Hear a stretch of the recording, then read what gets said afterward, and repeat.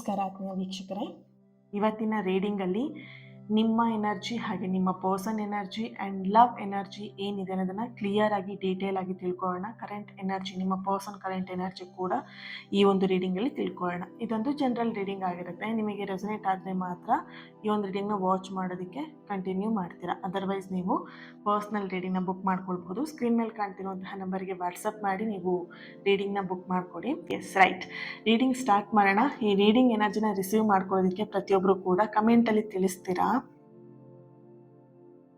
Okay, receive ಅಂತ ಹೇಳಿ red heart mark ಹಾಕಿ ಎನರ್ಜಿನ receive ಮಾಡ್ಕೊಳ್ತೀರಾ.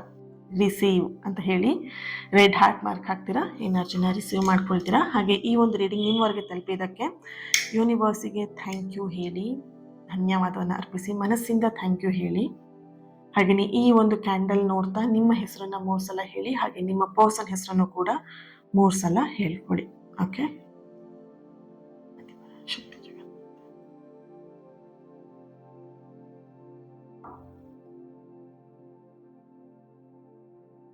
Okay.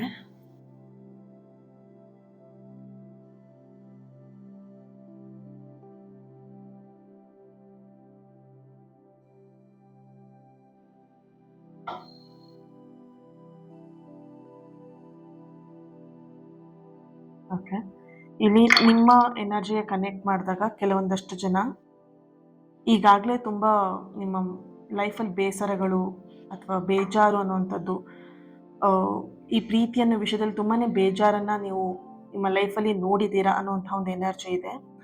ಇಲ್ಲಿ ಅವ್ರು ನಿಮ್ಮನ್ನು ಮರೆತು ಬಿಟ್ಟು ಅವರು ಮೂವ್ ಆನ್ ಆಗಿದ್ದಾರೆ ಅಂತೇಳಿ ನೀವಿಲ್ಲಿ ಬಯಸ್ತಾ ಇದ್ದೀರಾ, ನೀವಿಲ್ಲಿ ಅಂದ್ಕೊಳ್ತಾ ಇದ್ದೀರಾ, ಯೋಚಿಸ್ತಾ ಇದ್ದೀರಾ. ಇಲ್ಲಿ ನಿಮ್ಮ ಬಗ್ಗೆ ಅವ್ರು ಯೋಚನೆ ಮಾಡ್ತಾ ಇಲ್ಲ, ಅಥವಾ ಅವ್ರು ಇಲ್ಲಿ ಪ್ರೀತಿಯಲ್ಲಿ ಮೂವ್ ಆನ್ ಆಗಿದ್ದಾರೆ ಅಂತ ನೀವೇನು ಥಿಂಕ್ ಮಾಡ್ತಾ ಇದ್ದೀರಲ್ವಾ. ಜಸ್ಟ್ ಲೈಕ್ ನಿಮ್ಮ ಒಂದು ಓವರ್ ಥಿಂಕಿಂಗ್ ಆಗಿರುತ್ತೆ ಅದು. ಓಕೆ, ಸೊ ಇಲ್ಲಿ ನಿಮ್ಮ ಪರ್ಸನ್ ಎನರ್ಜಿ ಕನೆಕ್ಟ್ ಮಾಡಿದಾಗ ನಿಮ್ಮ ಒಂದು ಪರಿಸ್ಥಿತಿಗೂ ನಿಮ್ಮ ಪರ್ಸನ್ ಎನರ್ಜಿಯ ಒಂದು ಪರಿಸ್ಥಿತಿಗೂ ತುಂಬಾ ವ್ಯತ್ಯಾಸಗಳು ಜಾಸ್ತಿ ಇದೆ ಇಲ್ಲಿ.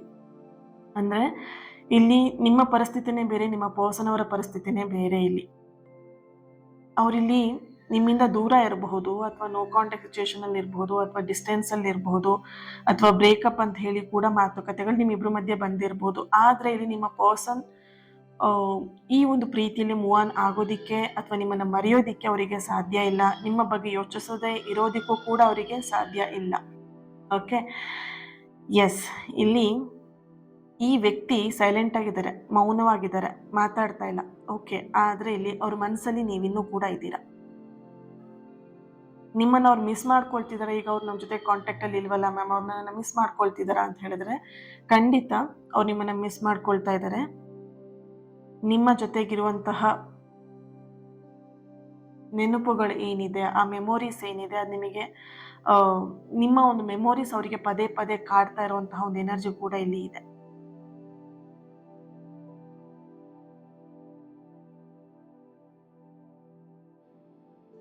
ಓಕೆ, ಸೊ ಇಲ್ಲಿ ನಿಮ್ಮಿಬ್ಬರ ಮಧ್ಯ ಈ ನೋ ಕಾಂಟ್ಯಾಕ್ಟ್ ಇರ್ಬೋದು, ಅಥವಾ ಈ ಬ್ರೇಕಪ್ ಸಿಚುವೇಶನ್ ಬರೋದಕ್ಕೆ ನಿಮ್ಮ ಜೊತೆಗಿದ್ದಂತಹ ವ್ಯಕ್ತಿಯೇ ಕಾರಣ. ಅಂದರೆ ಫ್ರೆಂಡ್ ಆಗಿ ನೀವು ಯಾರನ್ನ ಬಿಲೀವ್ ಮಾಡಿದ್ರಿ, ಅಥವಾ ತುಂಬ ನಮ್ಮ ಪ್ರೀತಿಗೆ ಸಹಾಯ ಮಾಡುವಂತಹ ವ್ಯಕ್ತಿ ಇವರು ಅಂತ ಹೇಳಿ ಯಾರು ನಂಬಿದಿರಲ್ವ, ಅವರೇ ಇಲ್ಲಿ ಬಂದು ನಿಮಗೆ ಪ್ರಾಬ್ಲಮ್ನ ಕ್ರಿಯೇಟ್ ಮಾಡಿರೋದು, ನಿಮ್ಮಿಬ್ಬರ ಮಧ್ಯೆ ಜಗಳ ತಂದು ಹಾಕಿದ್ದು, ಆ್ಯಂಡ್ ನಿಮ್ಮಿಬ್ಬರ ಮಧ್ಯೆ ಮನಸ್ತಾಪ ಬರುವ ರೀತಿಯಲ್ಲಿ ಅವರು ನೆಟ್ಕೊಂಡಿರುವಂತಹ ರೀತಿಯಲ್ಲಿ ಕಾಣಿಸ್ತಾ ಇದೆ ಇಲ್ಲಿ ಎನರ್ಜಿ.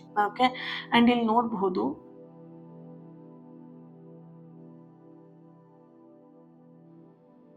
ಓಕೆ,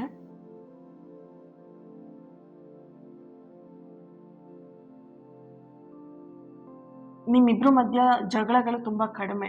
ಯಾಕಂತ ಹೇಳಿದ್ರೆ ನೀವಿಬ್ರು ಅಷ್ಟೊಂದು ಜಗಳ ಮಾಡೋದಿಕ್ಕೆ ಹೋಗಲ್ಲ. ಬಟ್ ಇಲ್ಲಿ ಜಗಳ ಅಂತ ಬಂದಾಗ ಬೇರೆಯವರಿಗೋಸ್ಕರ ನೀವು ಜಗಳ ಮಾಡೋದು ಜಾಸ್ತಿ ನಿಮ್ಮ ಲೈಫಲ್ಲಿ. ಈ ಪ್ರೀತಿಯಲ್ಲಿ ನಿಮ್ಮಿಬ್ರಿಗೋಸ್ಕರ ಯಾವತ್ತೂ ಕೂಡ ಜಗಳ ಬಂದಿಲ್ಲ ಇಲ್ಲಿ. ನಿಮ್ಮಿಬ್ರ ಮಧ್ಯೆ ಜಗಳ ಬಂದರೂ ಕೂಡ ಬೇಗ ಅದನ್ನ ಬಗೆಹರಿಸ್ಕೊಳ್ತೀರಾ, ಬೇಗ ಅದನ್ನ ಏನು ಮರ್ತು ಬಿಡ್ತೀರಾ ಇಬ್ರು ಕೂಡ. ಬಟ್ ಇಲ್ಲಿ ಬೇರೆಯವ್ರ ವಿಷಯ ಅಂತ ಬಂದಾಗ ದಿನಗಳು, 15 ದಿನ, 1 ವಾರ, ತಿಂಗಳುಗಳ ಕಾಲ ಅದನ್ನ ಎಳೆದಾಡುವಂತಹ ಒಂದು ಎನರ್ಜಿ ನಿಮ್ಮಿಬ್ರ ಮಧ್ಯ ಇದೆ ಇಲ್ಲಿ. ಓಕೆ ಓಕೆ, ಈ ಒಂದು ರೀಡಿಂಗ್ನ ಯಾರು ನೋಡ್ತಾ ಇರಬಹುದು, ನಿಮ್ಮ ಎನರ್ಜಿ ಇಲ್ಲಿ ಬರುವಂತಹ ಲೆಟರ್ಸ್, ನಂಬರ್ಸ್, ಡೇಟ್ ಆಫ್ ಬರ್ತಿಗೆ ಮಾತ್ರ ಅನ್ವಯ ಆಗೋದಲ್ಲ. ಇಲ್ಲಿ ಏನು ಎನರ್ಜಿ ಬರುತ್ತೆ ಅದನ್ನ ನಿಮಗೆ ತಿಳಿಸ್ಕೊಡುವಂಥದ್ದು. Okay, D letter, S letter, A letter, P letter, B letter, C letter, K letter, H letter, N letter, U letter, L letter. Okay. Next, date of birth 31, 19, 20, 21,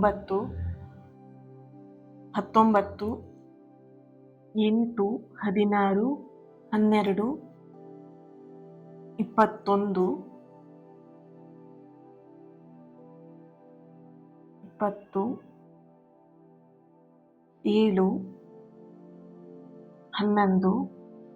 18. Okay. ರಾಶಿ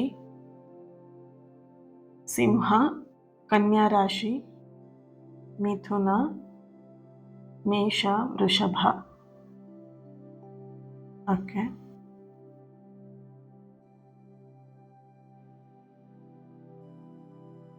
ಇಲ್ಲಿ ಒಂದು ಅರ್ಥ ಮಾಡ್ಕೊಳ್ಳಿ, ನಿಮಗೆ ತುಂಬಾನೇ ಪ್ರಶ್ನೆಗಳು ಬರ್ತಾ ಇರೋದು ಈ ಪರ್ಸನ್ಗೆ ನನ್ನ ಮೇಲೆ ಕೇರ್ ಇಲ್ಲ, ಲವ್ ಇಲ್ಲ, ಫೀಲಿಂಗ್ಸ್ ಇಲ್ಲ ಅಂತ ಹೇಳಿ ನೀವು ಇಲ್ಲಿ ಫೀಲ್ ಮಾಡ್ತಾ ಇದ್ದೀರಾ ತುಂಬ ಜನ.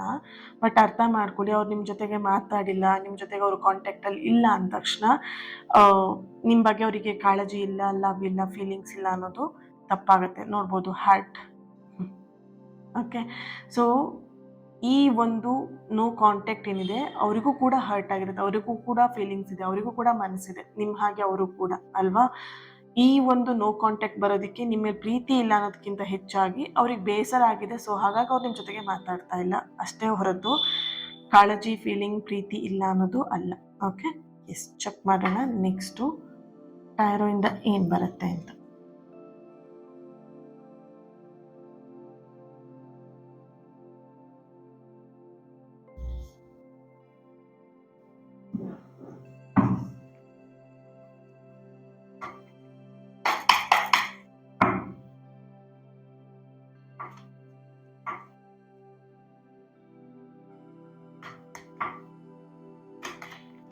ಸೊ ಇನ್ನೊಂದು ಚಾನಲಲ್ಲೂ ಕೂಡ ಡೈಲಿ ವೀಡಿಯೋಸ್ ಬರ್ತಾ ಇದೆ ಮಾರ್ನಿಂಗ್, ಅಲ್ಲೂ ಕೂಡ ಚೆಕ್ ಮಾಡಬಹುದು, ಎನರ್ಜಿನ ರಿಸೀವ್ ಮಾಡ್ಕೊಳ್ಳಿ ಅಲ್ಲೂ ಕೂಡ.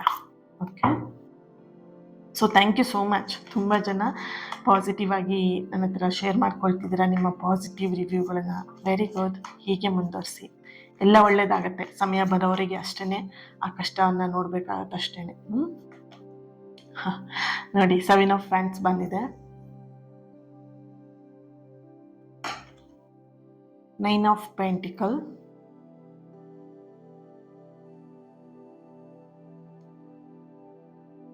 3 ಆಫ್ ಪೆಂಟಿಕಲ್. ನೋಡಿದ್ರ ಎನರ್ಜಿ ಹೇಗೆ ಅಂತ ಹೇಳಿ.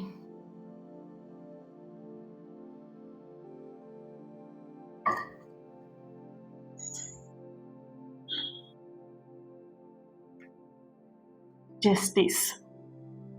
Okay, wow, nice nice. 6 of cups ಬರ್ತಾ ಇದೆ, queen of cups. Oh my god. Okay, 3 ಕಾರ್ಡನ್ನು ತಗೊಳ್ಳೋಣ. ಕಿಂಗ್ ಆಫ್ ಕಪ್ಸ್ ಇದೆ, ಕ್ವೀನ್ ಆಫ್ ಕಪ್ಸ್ ಇದೆ. ಸಿ ಎಷ್ಟು ಪಾಸಿಟಿವ್ ಆಗಿ ಅಥವಾ ನಿಮಗೆ ಕನೆಕ್ಟಿವ್ ಆಗಿ ಎನರ್ಜಿ ಬರ್ತಾ ಇದೆ ಅಂತ. 2 ಆಫ್ ಸಾರ್ಟ್ಸ್ ಇದೆ. Bottom of the card, the empress card.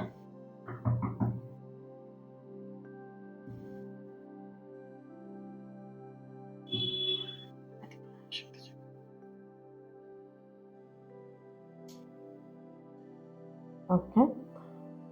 ಇಲ್ಲಿ ನಿಮ್ಮ ಪರ್ಸನ್ ಎನರ್ಜಿಗೆ ಕನೆಕ್ಟ್ ಮಾಡಿದಾಗ ಇಲ್ಲಿ queen of cups and king of cups ಎನರ್ಜಿಯಲ್ಲಿ ಬರ್ತಿರುವಂಥದ್ದು. ನಿಮ್ಮ ಪರ್ಸನ್ ಇಲ್ಲಿ ನಿಮ್ಮ ಭಾವನೆಗಳನ್ನು ಅರ್ಥ ಮಾಡ್ಕೊಳ್ಳೋದ್ರಲ್ಲಿ ಅವರಿಲ್ಲಿ ಪ್ರಯತ್ನವನ್ನು ಪಡ್ತಾ ಇದ್ದಾರೆ. ಆ್ಯಂಡ್ ಇಲ್ಲಿ ನಿಮ್ಮ ಪರಿಸ್ಥಿತಿ ಆಗಿರ್ಬೋದು ಅಥವಾ ರಿಲೇಶನ್ಶಿಪ್ ಅಲ್ಲಿ ನಡೆದಂತಹ ಪರಿಸ್ಥಿತಿನ ಇಲ್ಲಿ ಅರ್ಥ ಮಾಡ್ಕೊಳ್ತಿದ್ದಾರೆ. ಇಲ್ಲಿ ಎಲ್ಲೋ ಒಂದ್ ಕಡೆ ನಿಮ್ಮ ಪರ್ಸನ್ ಸ್ವಲ್ಪ ಎಡವಿದ್ದಾರೆ ಅಂತ ಇಲ್ಲಿ ಕಾಣಿಸ್ತಿದೆ. ಒಂದು ಹುಡುಗಿಯ ವಿಷಯದಲ್ಲಾಗಿರ್ಬೋದು, ಹುಡುಗನ ವಿಷಯದಲ್ಲಾಗಿರ್ಬೋದು, ಎಲ್ಲೋ ಸ್ವಲ್ಪ ದಾರಿ ತಪ್ಪಿರುವಂತಹ ಒಂದು ಎನರ್ಜಿ ಇದೆ. ಇಲ್ಲಿ ಮ್ಯಾರಿಡ್ ಕಪಲ್ ನೋಡ್ತಾ ಇದ್ರು ಅಷ್ಟೇನೆ, ಸಿಂಗಲ್ ಇದ್ರು ಅಂದ್ರೆ ಇನ್ನು ಮ್ಯಾರಿಡ್ ಆಗಿಲ್ಲ, ಇಬ್ರು ರಿಲೇಶನ್ಶಿಪ್ ಅಲ್ಲಿ ಇದ್ದೀರಾ, ಈ ತರ ವ್ಯಕ್ತಿಗಳು ಕೂಡ ಇಲ್ಲಿ ನೋಡಿದಾಗ ನಿಮ್ಮ ಪರ್ಸನ್ ಎಲ್ಲೋ ಒಂದ್ ಕಡೆ ದಾರಿ ತಪ್ಪಿದ್ದಾರೆ. ದಾರಿ ತಪ್ಪಿ ಎಲ್ಲೋ ಒಂದ್ ಕಡೆ ಅವರು ಬೇರೆ ವ್ಯಕ್ತಿಯ ಒಂದು ಎನರ್ಜಿಗೆ ಮೋಸ ಹೋಗಿರುವಂತದ್ದು, ಅಥವಾ ಬೇರೆ ವ್ಯಕ್ತಿ ಇವ್ರನ್ನ ಎಲ್ಲೋ ಒಂದ್ ಕಡೆ ಮಂಕು ಪಡಿಸೋದು ಅಂತ ಹೇಳ್ತಾರಲ್ವಾ, ಅಂದ್ರೆ ಏನೇನೋ ಹೇಳ್ಬಿಟ್ಟು ಆಸೆ ತೋರಿಸಿ, ಅಥವಾ ಫೈನಾನ್ಷಿಯಲಿ ನಿನ್ಗೆ ಹೆಲ್ಪ್ ಮಾಡ್ತೀನಿ ಅಂತ ಹೇಳಿ, ಅಥವಾ ಕೆಲಸ ಕೊಡಿಸ್ತೀನಿ ಅಂತ ಹೇಳಿ, ಅಥವಾ ನಿನಗೆಲ್ಲ ಸಹಾಯ ಮಾಡ್ತೀನಿ ನಿನ್ನ ಲೈಫಿಗೆ ಅಂತ ಹೇಳ್ಬಿಟ್ಟು ಎಲ್ಲೋ ಒಂದ್ ಕಡೆ ಅವರನ್ನ ದಾರಿ ತಪ್ಪಿಸ್ತಾ ಇರುವಂತಹ ಒಂದು ಎನರ್ಜಿ ಇಲ್ಲಿ ಬರ್ತಾ ಇದೆ.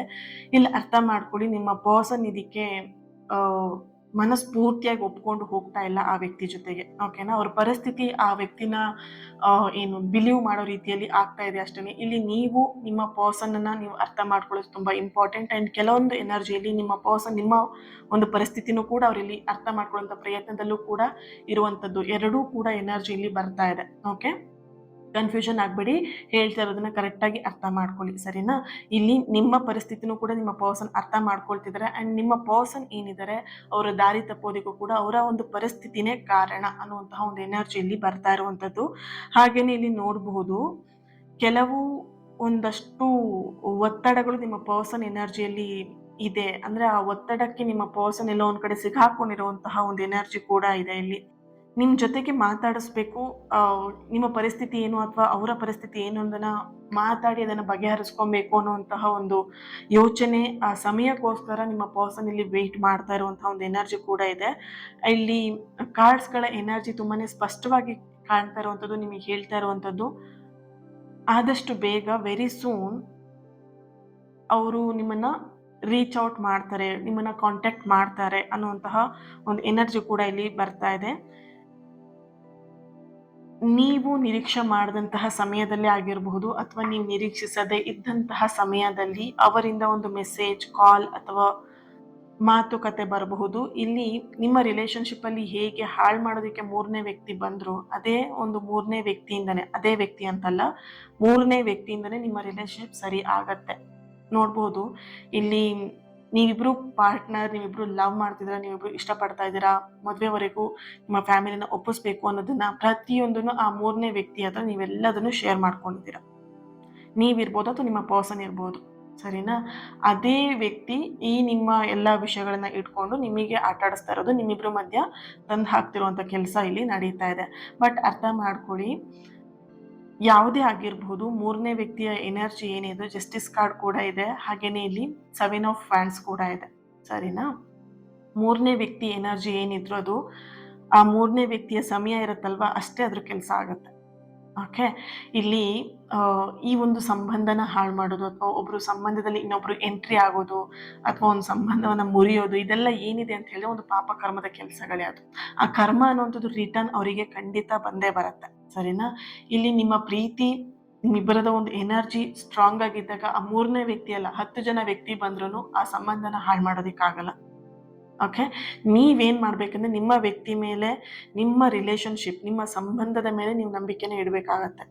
ನೀವು ಹೇಗೆ ಈಗ ದೇವರಲ್ಲಿ ಪ್ರಾರ್ಥನೆ ಮಾಡ್ಕೊಳ್ತಾ ಇದ್ರೆ, ಈ ಸಂಬಂಧ ಸರಿಯಾಗ್ಲಿ, ಈ ವ್ಯಕ್ತಿ ನನ್ನ ಜೊತೆಗೆ ಬರ್ಲಿ, ನನ್ನ ಲೈಫ್ ಚೆನ್ನಾಗಾಗ್ಲಿ ಅಂತ ನೀವು ಹೇಗೆ ಪ್ರಾರ್ಥನೆ ಮಾಡ್ತಾ ಇದ್ದೀರಾ, ಆ ಪ್ರಾರ್ಥನೆ ಸಮಯದಲ್ಲಿ ಮಾತ್ರ ಪಾಸಿಟಿವ್ ಆಗಿ ಇರೋದಲ್ಲ, ಎನಿ ಟೈಮ್ ನೀವೇನ್ ಮಾಡಬೇಕು, ಪಾಸಿಟಿವ್ ಆಗಿ ಥಿಂಕ್ ಮಾಡಬೇಕಾಗತ್ತೆ. ನೀವೇನ್ ಮಾಡ್ತಿದ್ದೀರಾ ಪ್ರಾರ್ಥನೆ ಟೈಮಲ್ಲಿ, ಎಲ್ಲ ಒಳ್ಳೇದಾಗ್ಲಿ, ಎಲ್ಲ ಒಳ್ಳೇದಾಗ್ಲಿ ಅಂತ ಹೇಳಿ ಪ್ರಾರ್ಥನೆ ಮಾಡ್ತೀರಾ, ಈ ಕಡೆ ದೇವ್ರ ಕೋಣೆಯಿಂದ ಈ ಕಡೆ ಬರ್ತಿದ್ದಂಗೆ ಶುರು ಮಾಡ್ತೀರಾ, ಅವ್ರು ಏನ್ ಮಾಡ್ಬಿಡ್ತಾರೋ ಏನೋ, ಇನ್ನೇನ್ ಆಗ್ಬಿಡುತ್ತೋ ಏನೋ, ಇನ್ನೇನೋ ಆಗ್ಬಿಡುತ್ತೆ.